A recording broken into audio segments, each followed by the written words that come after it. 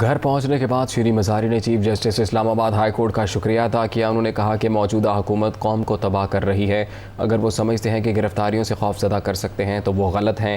ظلم اور تشدد کا جواب دینا پڑے گا۔ انہوں نے مزید کیا کہا، آئیے سنتے ہیں۔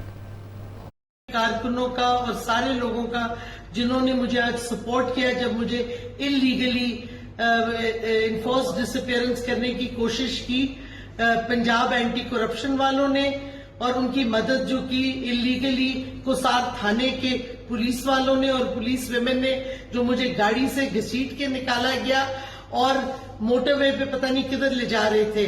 تو میں سب کا شکریہ ادا کرنا چاہتی ہوں، اور انشاءاللہ اگر وہ سمجھتے ہیں کہ ہمارے لوگوں کو اریسٹ کر کے ہمیں خوف زدہ کریں گے تو یہ ان کی غلط فہمی ہے۔ ہم اور زیادہ تگڑے ہوں گے، اور انشاءاللہ امپورٹڈ حکومت اور یہ سارے جو امریکہ کی سازش میں ملوث تھے، چاہے وہ ایجنسیز ہوں، چاہے وہ خفیہ ادارے ہوں، اور چاہے وہ امپورٹڈ حکومت ہو، سب کو ہم قوم کے سامنے پیش کریں گے اور ان کو جواب دینا پڑے گا۔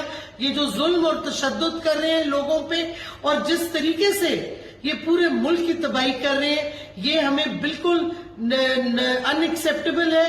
اور انشاءاللہ میں خدا کا شکر ادا کرتی ہوں اور اسلام آباد کے ہائی کورٹ کے چیف جسٹس کا شکریہ ادا کرتی ہوں کہ انہوں نے بہت جلدی سو موٹو ایکشن لیا میری بیٹی کی پٹیشن پہ، اور انسسٹ کیا کہ مجھے اسلام آباد کورٹ میں فوراً پیش کیا جائے رات کے 11:30 بجے۔